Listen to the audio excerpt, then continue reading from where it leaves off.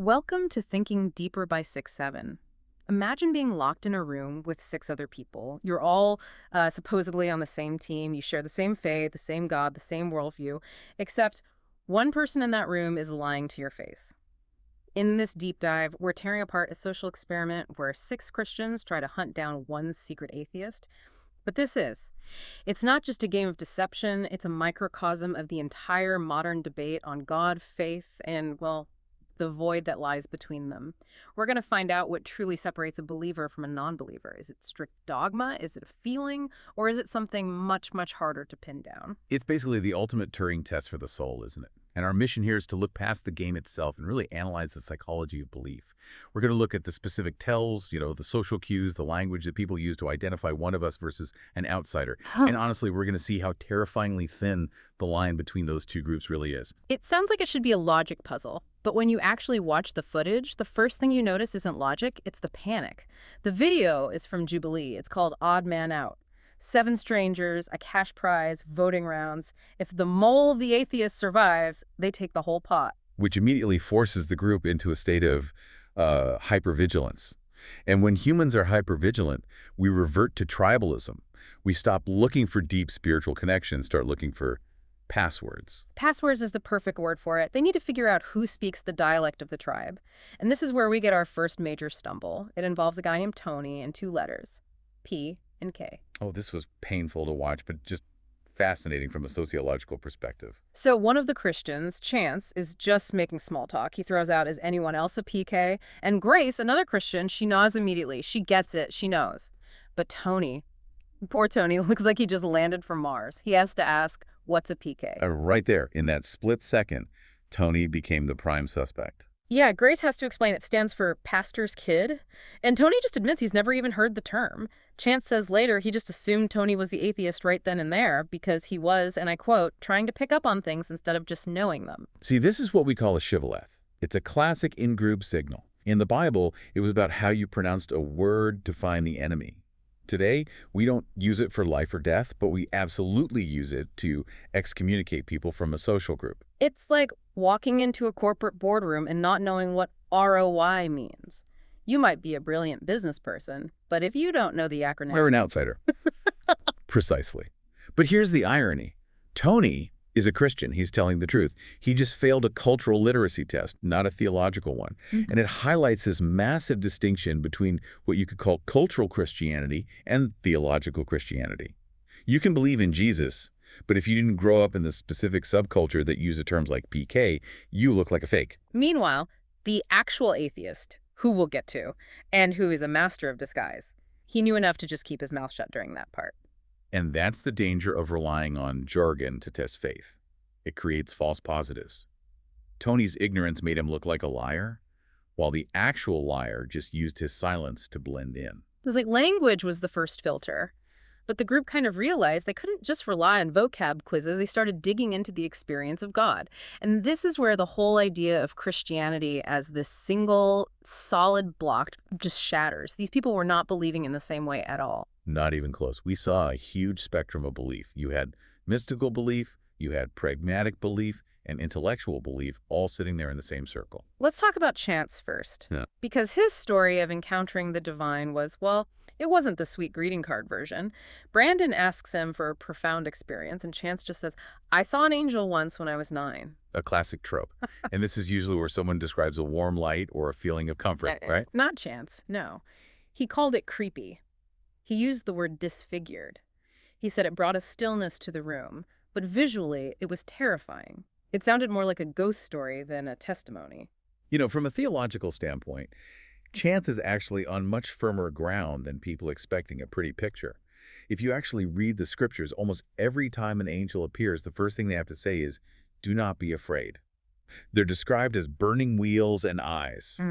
They're terrifying, multidimensional beings. That's exactly what Tony pointed out. Tony, the guy who just failed the PK test, he jumps in to save Chance. He says, in the Bible, it's a very scary picture. I don't know if I'd believe someone being happy to see a disfigured human being. It was such a great redemption moment for Tony.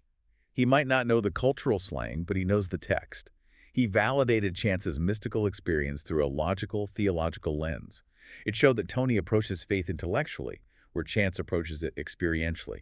Two totally different paths. And then you have Brandon. His pathway to God wasn't about angels or books at all. It was about pure survival. Brandon's story is the one that really grounds this whole discussion in reality, I think. He grew up Mormon, strict church, left it all behind. But then he talks about working in the ER. He describes watching a child die. He talks about seeing the family just crumble, seeing the absolute fragility of a human life.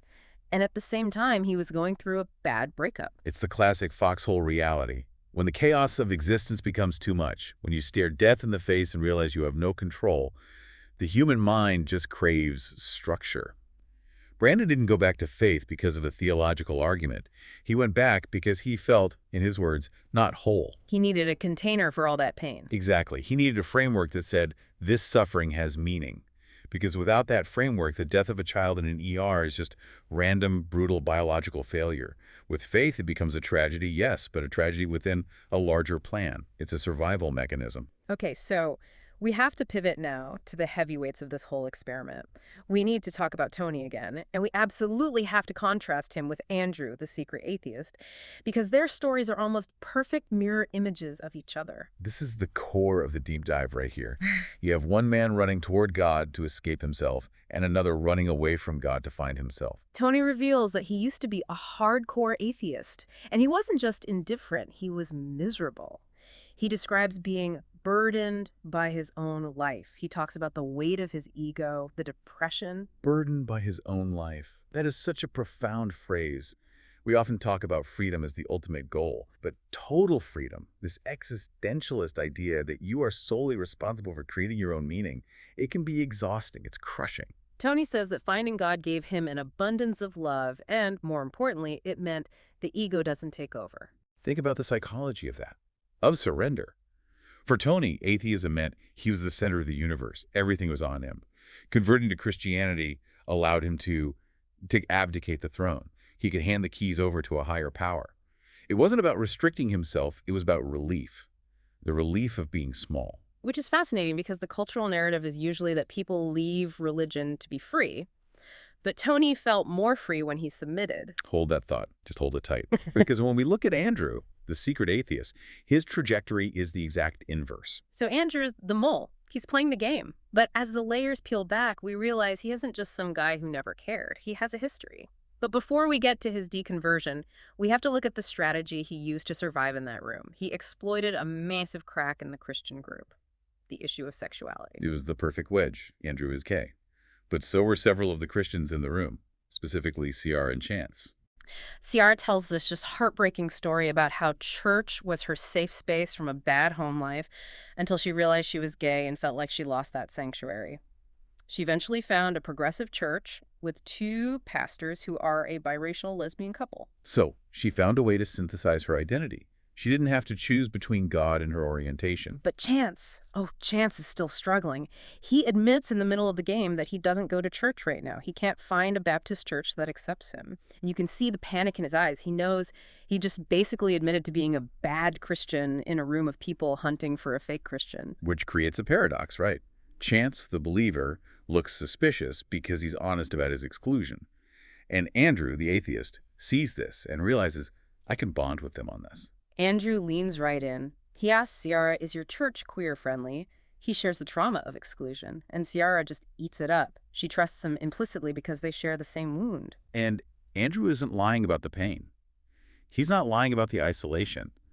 The only thing he's withholding is his solution to it. Ciara solved the pain by finding a new church.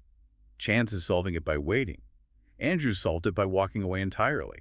But the pain itself, the pain is identical. It just completely blurred the lines. You have the atheist and the Christian understanding each other better than some of the more conservative Christians in the room understood them. It really suggests that shared trauma is a much stronger bonding agent than shared theology. Ciara literally says later, I wanted to be his friend. She refused to vote for him because that emotional connection felt too real to be fake. But Andrew does win. The game comes down to the wire, the Christians turn on each other, and Andrew takes the pot. He fooled them. He fooled them because he knew the script. He had a massive advantage. He grew up Lutheran. He was a choir boy. That is not a small detail. He mentions that his best memories were singing in the choir. That's a physical, somatic experience. He knows when to stand, when to sit, how to harmonize. He has the muscle memory of a believer. And when they asked him about his faith during the game, he talked about the music, he talked about missing the community, and he wasn't lying. He really does miss those things. He used the truth to sell the lie. He Mhm. missed the vessel of religion, even if he'd already emptied out the water. But then comes the reveal. And this is where we get the answer to why he left. It wasn't some scandal. It wasn't because he read Richard Dawkins. It was, well, it was a letdown. The baptism. Andrew explains that he got baptized and he had this huge buildup. He says, I thought something magical would happen. We was looking for the lightning bolt, the road to Damascus moment. And he just says, nothing changed. I still felt really hated by the church. This is what you could call the expectation gap and is lethal to faith. Andrew was taught, implicitly or explicitly, that God is a feeling, that a sacrament is a magic trick that will alter your emotional state. When he came up out of the water and the sky didn't open, and he still felt the same anxiety and judgment, the disappointment just shattered everything. And you compare that to Tony again. Tony went in broken, looking for relief, and found it. Andrew went in expecting magic, found nothing, and left. It's the difference between seeing faith as a practice versus faith as an event. Andrew wanted an event. When the event didn't deliver, the whole system collapsed for him. So what did he do? He replaced it. Andrew is an artist, a musician. He says, the things that brought them into the church, I found on my own without religion. He talks about finding transcendence in art. He's saying that the spiritual impulse, the need for awe, for connection, for something bigger than yourself, is a human impulse, not just a religious one. He didn't stop needing those things. He just started sourcing them from a different well. He traded the choir loft for the art studio. And for him, that was the honest thing to do. Staying in the church, pretending to feel something he didn't, that would have been the lie. For him, leaving was the act of integrity. So the game ends. Andrew reveals he's the atheist, and I was really bracing for impact here. I thought the Christians would be mad, that they'd feel betrayed. And yet, the room was just full of grace. It was. Andrew says he felt a lot of love and compassion. He even admits he had his own prejudices coming in. He thought they would be these judgmental, scary caricatures. But he walks away saying, these were all really good people. And that is the ultimate irony, isn't it? Andrew, the atheist, successfully performed Christianity because his moral compass and his desire for connection were indistinguishable from the believers. He wasn't faking the humanity. He was just faking the label. And the Christians, for their part, proved Andrew's own bias wrong. They didn't grab pitchforks.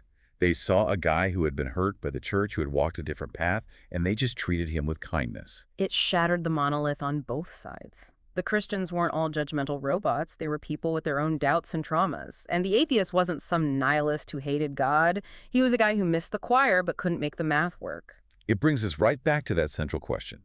If Andrew can walk, talk, act, and connect exactly like a believer, if he can offer the same empathy and crave the same community, then what are we actually arguing about? Right. If the behavioral output is identical, does the internal label even matter? Or are believer and non-believer just categories we use to make ourselves feel safe, while the messy, complicated reality of just being human happens somewhere in the middle? That is a massive question to leave you with. Maybe the walls between us aren't made of bricks, but just of words we haven't really bothered to define.